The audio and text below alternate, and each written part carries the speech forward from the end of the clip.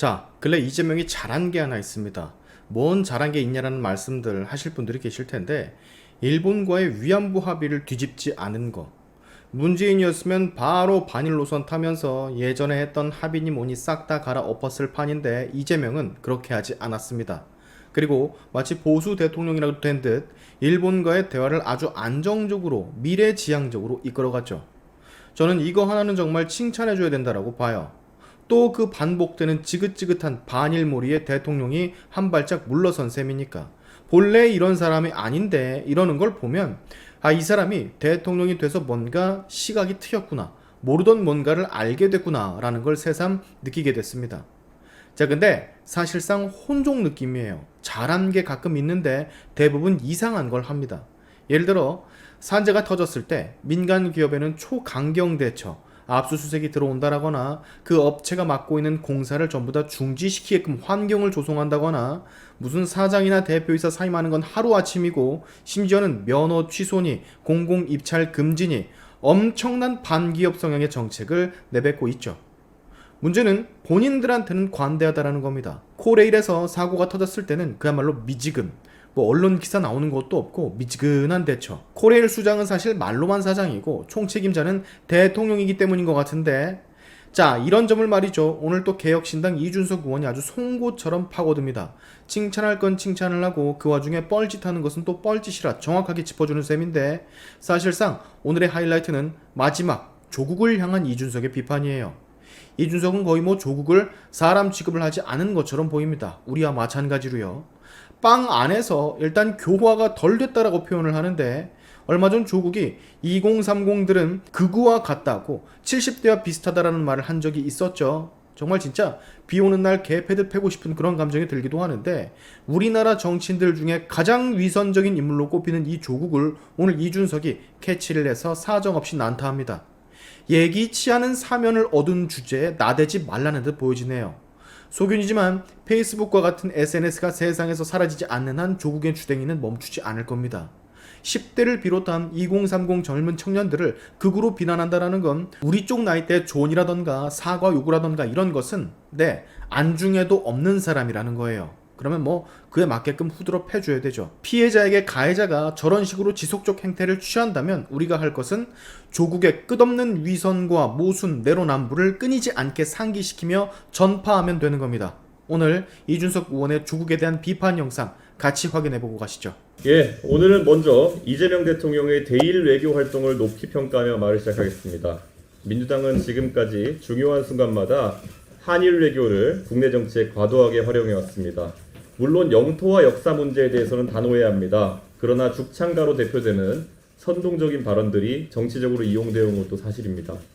김대중 오부치 선언 이후 한일 관계를 개선시키는 노력은 정파를 초월해 함께 경주해야 할 과제였습니다.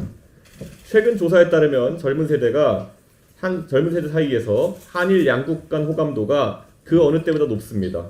18세에서 29세 연령층의 66%가 일본의 호감을 느낀다고 답했고, 일본인에 대한 호감도는 74%에 달하고 있습니다. 전체 성인 응답자 가운데 일본에 호감이 간다는 비율도 56%에 달하며 특히 20대는 무려 77%까지 치솟았습니다. 이는 과거와 확연히 다른 세대인식 변화이며 관광 촉진을 통한 내수 경기 회복과 인적 교류, 경제문화 협력 확대의 절호의 기회입니다.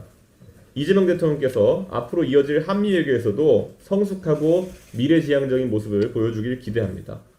이제 국내 정치 문제를 언급해 보겠습니다. 최근 이재명 대통령은 산업재해에 대한 강력한 대응을 주문하고 있습니다. 산재를 줄이자는데 반대할 국민은 없습니다. 그러나 그 방법이 엄벌주의, 연좌제, 규제 일변도로만 흐른다면 이야기는 달라집니다. 첫째, 처벌 방식이 대부분 과잉금지의 원칙이 위배되며, 둘째, 실제로 노동자의 안전의 문제의 해결에 기여하지 못할 것으로 예상되고, 셋째, 오히려 기업의 폐업과 국외 이전을 가속화할 수 있다는 점에서 심각합니다.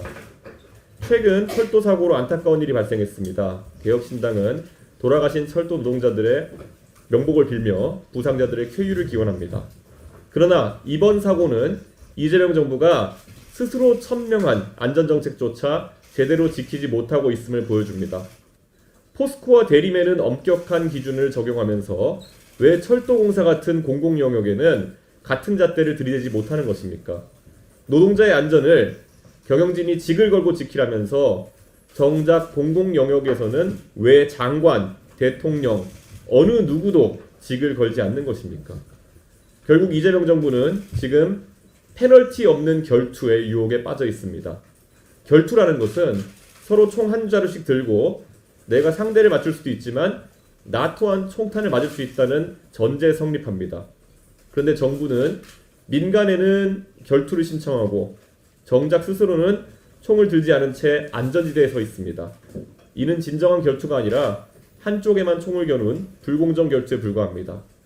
대통령도 본인이 할 자신이 없는 것을 왜 기업에만 강제합니까? 민간에 결투를 신청하려면 정부 스스로도 총탄을 맞을 수 있다는 위기의식 속에서 단련해야 합니다. 방패 뒤에 숨어서는 안전사회를 만들 수 없습니다. 정부가 먼저 책임의 총탄을 감수해야 민간도 진정성 있게 이런 기조에 협력할 것입니다. 마지막으로 최근 조국 전 대표의 행보에 대해 가지고 이야기하겠습니다. 우리가 일반적으로 형사처벌을 통해서 기대하는 것은 교정입니다. 잘못에 대해 책임있게 반성하고 변화를 보여준다면 우리는 그가 다시 사회 구성원으로 기능하는 것을 막아서는 안 됩니다. 그런데 감옥에서 키워온 것이 복수심과 자기 합리화라면 이는 역시 지난 광복절 사면, 복권이 잘못된 선택이었다는 것을 방증하는 것입니다. 조국 전 대표는 여전히 위선의 상징입니다.